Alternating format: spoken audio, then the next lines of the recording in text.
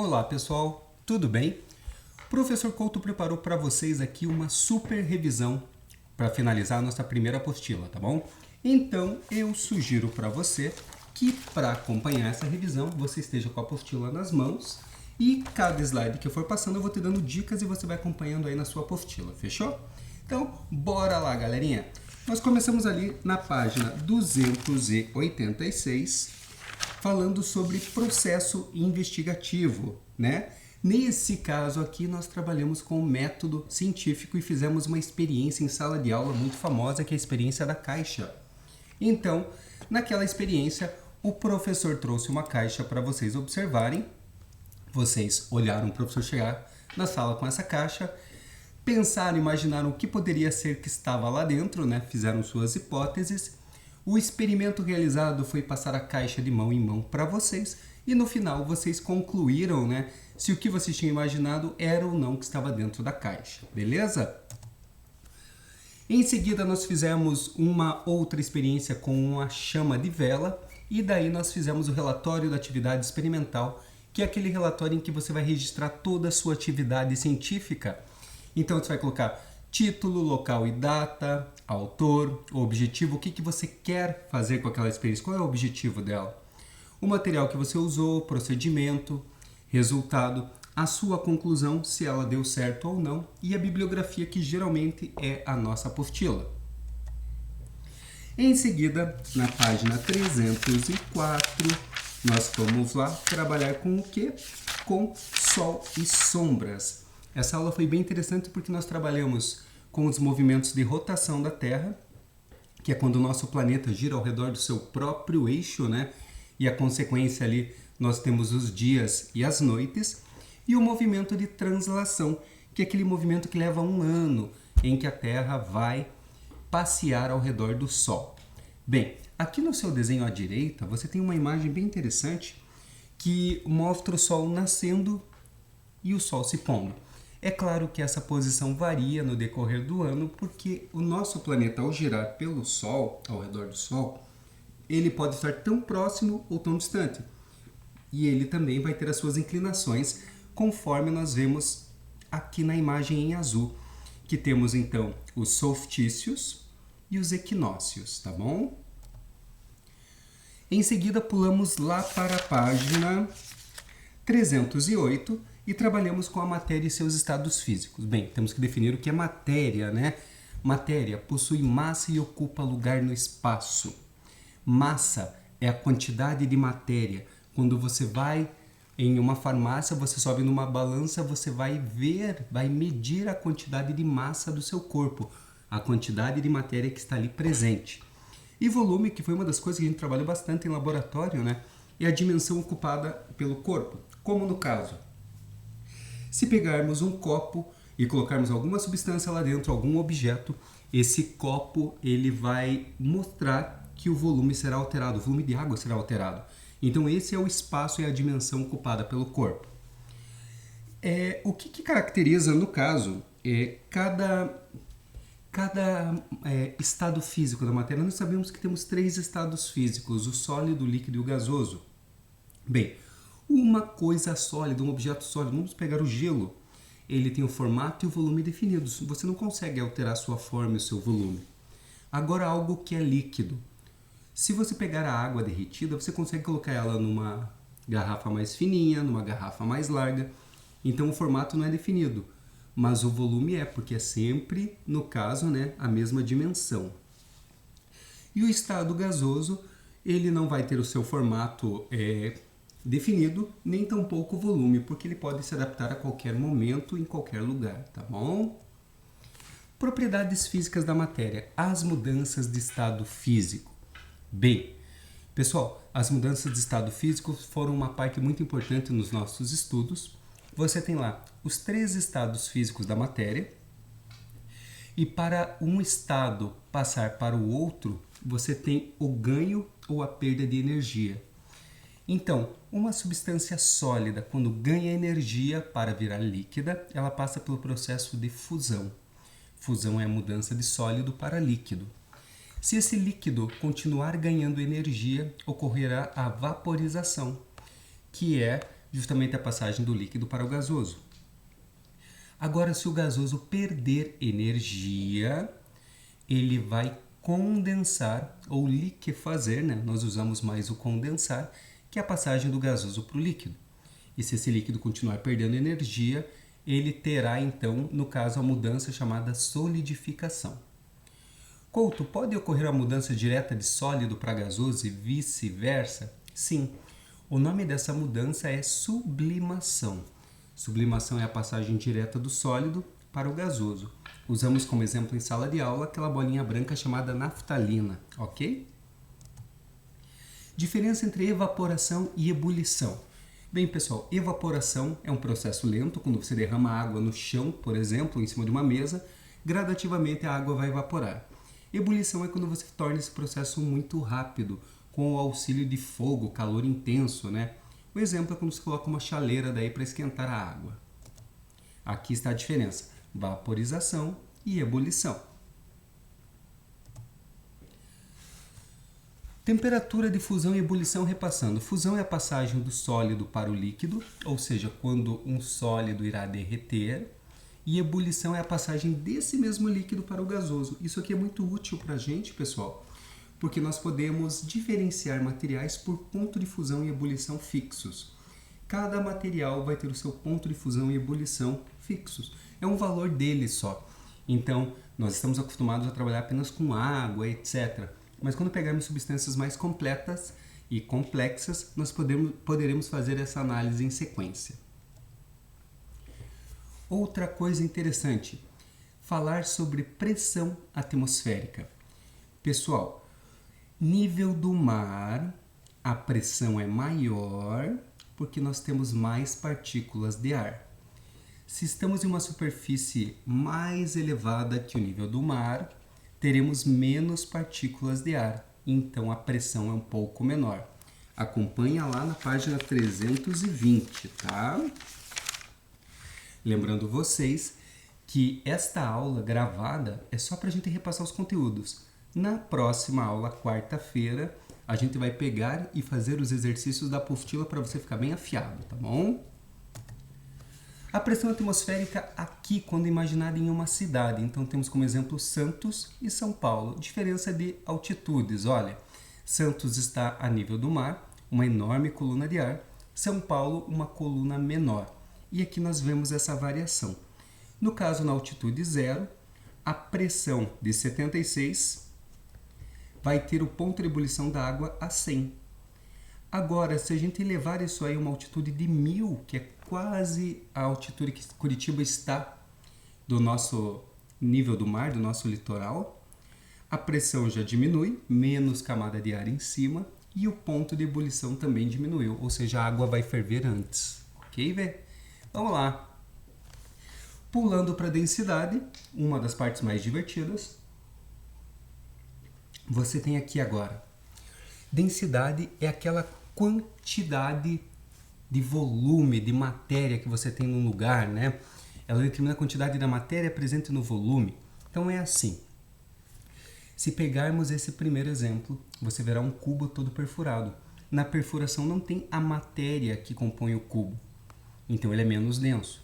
Aqui você já tem um cubo totalmente repleto dessa matéria. Então ele já afundou um pouquinho mais, ele é mais denso. E aqui você tem um terceiro cubo de um material mais metálico, pelo que a gente pode ver, ele está lá no fundo, ou seja, ele é mais denso. Ele tem mais matéria ali apertado, né, dentro daquele espacinho, daquele volume. Então não se esqueça, densidade é a massa, a quantidade de matéria, dividido pelo volume, que é o espaço em que ele ocupa. Composição da matéria. Essa foi uma das finalizações que nós fizemos, né, na última semana, e tem bastante coisinha legal aqui. Então o sistema é o que a gente vai estudar. Por exemplo, vou estudar um copo com água, ele é o nosso sistema. O que são substâncias puras? As substâncias puras são aquelas que apresentam a mesma propriedade, é tudo igual.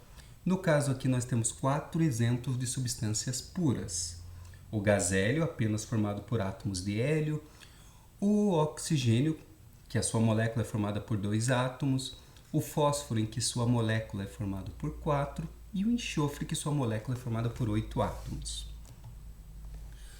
A mistura é quando você pega substâncias e faz elas interagirem. Podem ser duas ou mais. Então aqui esse é um resuminho importante para você. Ó.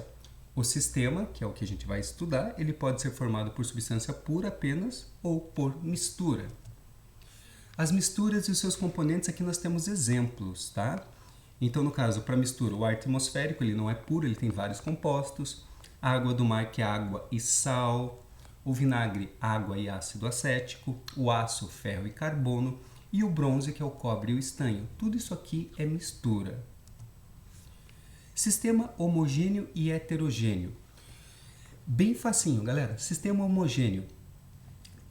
Você não sabe o que está formando ele. Ele é uma única coisa, né? Homogêneo quer dizer, homo quer dizer igual.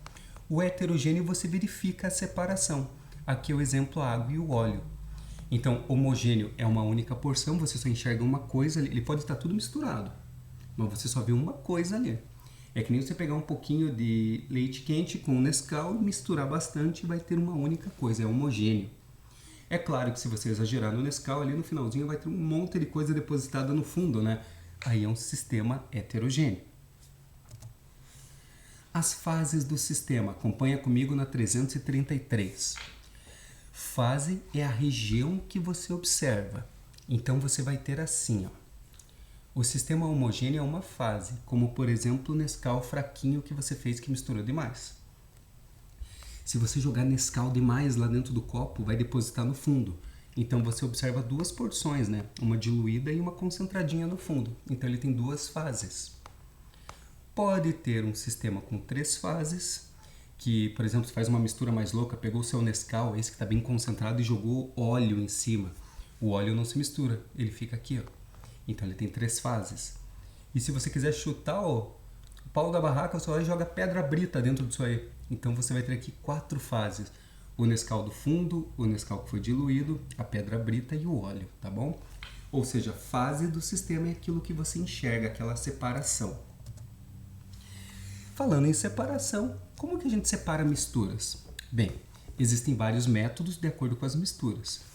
Então, o primeiro aqui é a levigação, que é aquela usada em garimpos, onde a pessoa pega um artefato chamado bateia, chacoalha ele na água, em seguida a água separa a areia, porque a areia é menos densa e o ouro vai para o fundo.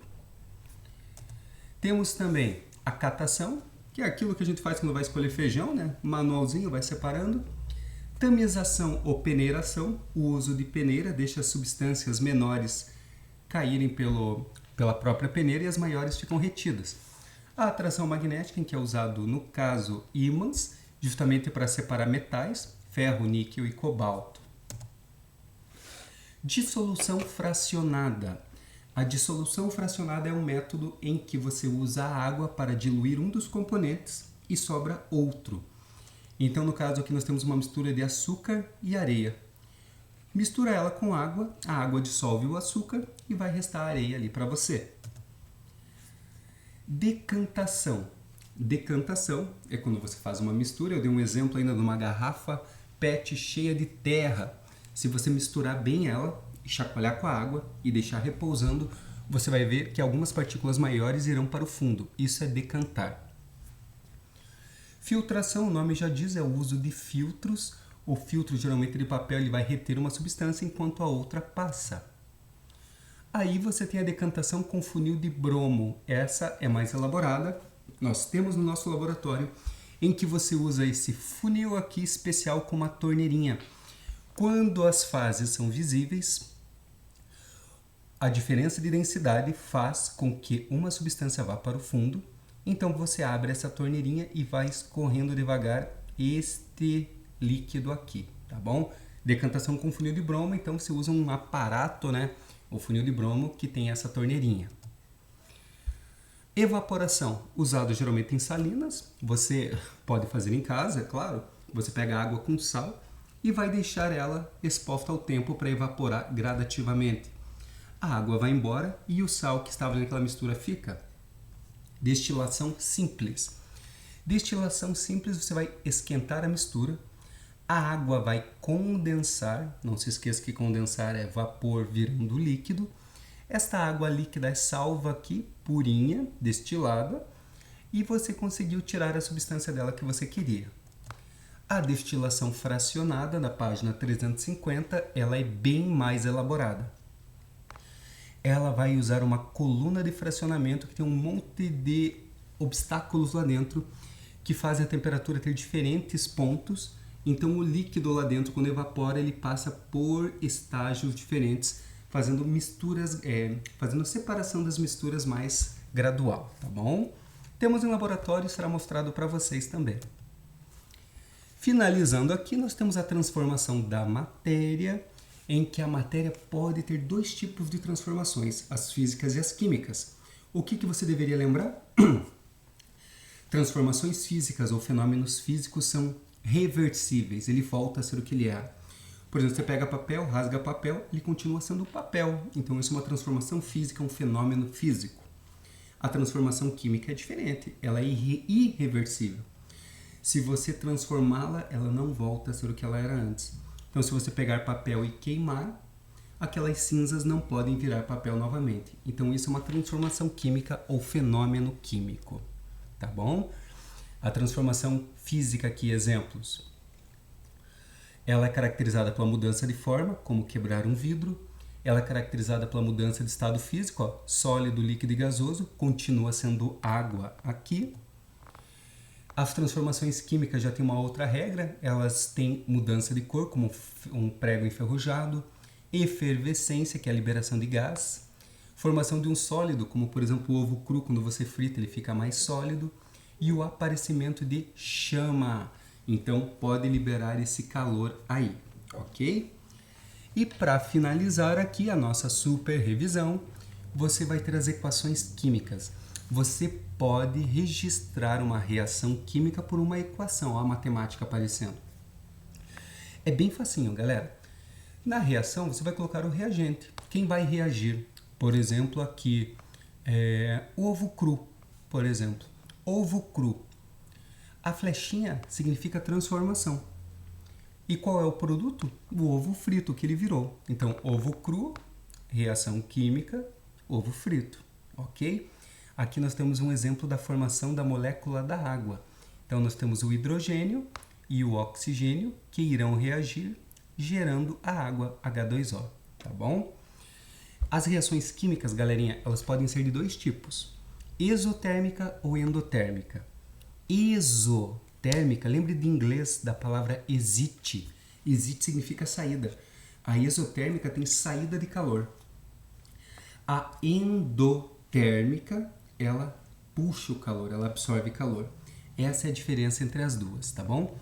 Pessoal, tá aqui as dicas para a nossa revisão. Dá uma olhadinha nesse vídeo. Se você tiver dúvida, anota para mim. E na quarta-feira me traga tudo por escrito. Vamos esclarecer tudo que você tiver de dúvida aí para quinta-feira a gente fazer nossa provinha formativa, tá bom? Bom estudo para vocês e uma ótima semana para vocês e toda a sua família. Tchau, pessoal!